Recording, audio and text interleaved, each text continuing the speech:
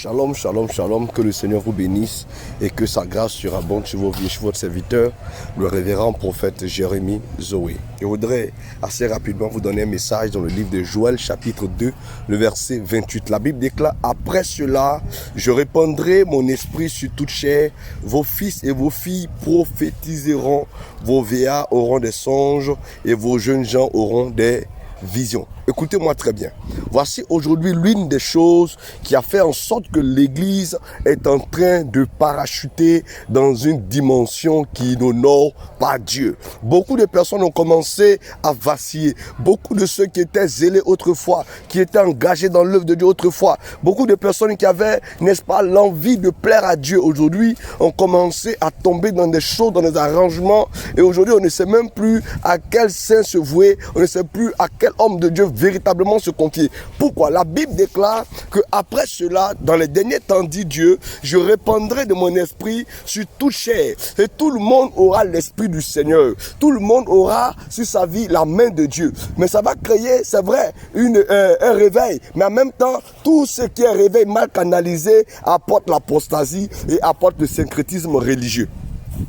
Mais c'est Dieu qui parle. Et quand Dieu parle, Dieu a ses raisons. Quand Dieu parle, Dieu a sa méthode. Quand Dieu parle, c'est que Dieu a mis tout en œuvre pour que les choses réussissent. Mais s'il y a des choses qui ne réussissent pas, le problème n'est pas du côté de Dieu. Le problème est du côté de nos pères, du côté de nos fils, du côté de nous-mêmes. C'est nous qui avons le problème. Et Dieu dit quoi? Vos vieillards auront des songes.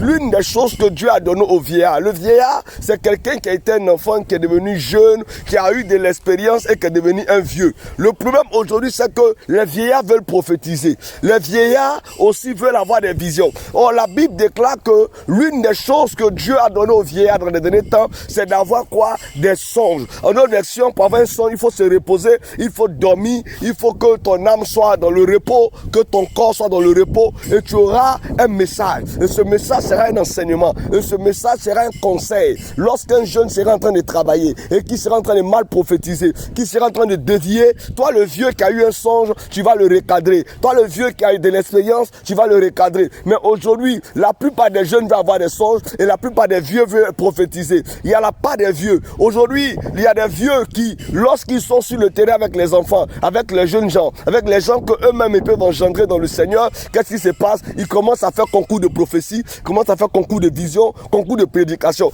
Un vieux ne fait pas ces choses. Un vieux ne lutte pas avec ses enfants. Un père ne lutte pas avec ses fils. Un père, n'est-ce pas, ne combat pas ses enfants. Aujourd'hui, la plupart des pères veulent aussi avoir des visions. Non, on n'est pas en train de faire concours de vision. Le père, Dieu dit que son rôle, c'est d'avoir des songes. C'est-à-dire, il doit dormir, il doit se reposer, il doit se calmer et puis orienter la jeunesse. Et puis canaliser la jeunesse. De sorte que ce qu'il a eu comme expérience en 10 ans, l'enfant peut l'avoir aujourd'hui et se bonifier. L'enfant peut l'avoir aujourd'hui et s'améliorer. Aujourd'hui, il n'y en a plus de conseillers. Aujourd'hui, on n'a plus de mentor véritable. Aujourd'hui, il n'y a plus de père véritable. Parce que la plupart des pères sont en train de concurrencer avec leur fils. Ils veulent avoir les mêmes voitures que leur fils. Ils veulent avoir le même nombre de voyages que leur fils. Ils veulent avoir les mêmes gloires que leur fils. Le père a droit à plus de gloire, à plus d'honneur que le fils parce que c'est le père qui a fait le fils. Mais pour que le fils se reconnaisse dans le père, il faut que le père l'instruise. Il faut que le père le coach. Il faut que le père le canalise. Il faut que le père le galvanise. Il faut que le père le requinque, le revigore et le réoriente.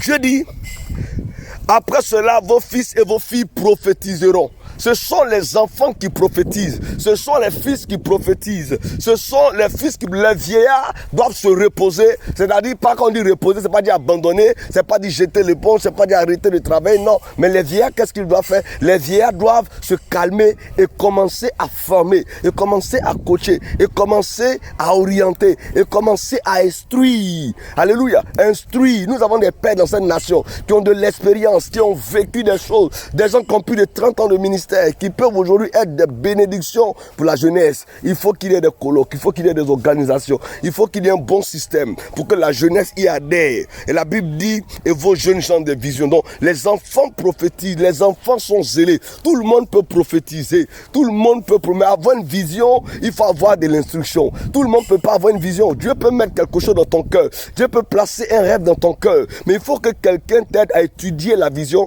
à travailler la vision, à n'est-ce pas, à organiser la vision. Une vision qui n'est pas organisée est une corvée. Toute vision a besoin d'être travaillée. Toute vision a besoin d'être organisée. Tu as une vision peut-être de bâtir une église. Il faut qu'un père te donne les instructions. Tu as une vision de pouvoir construire une cathédrale. Il faut qu'un père te donne des orientations. C'est pour cela que quand David, n'est-ce pas, a eu cette envie de construire le temple du Seigneur, la Bible déclare que étant devenu vieux, il va donner des instructions à son fils Salomon et Salomon va accomplir la vision. Que le Seigneur bénisse quelqu'un, que Dieu élève quelqu'un. Je veux que tu lises et que tu comprennes à partir de ces paramètres de versets qu'il est important de se faire former, qu'il est important de se faire coacher, qu'il est important de reconnaître la grâce des pères, l'honneur des pères. Il faut célébrer les pères, il faut honorer les pères, il faut élever les pères par rapport à tout le système qu'ils ont fait. Mais que les pères ne concurrencent pas avec les fils, parce qu'un bon père ne rivalise pas avec son enfant. Que le Seigneur bénisse quelqu'un et que la grâce de Dieu soit sur la vie de tout le peuple. Allez, shalom, rends grâce à Dieu et partage ce message, ça t'a fait du bien.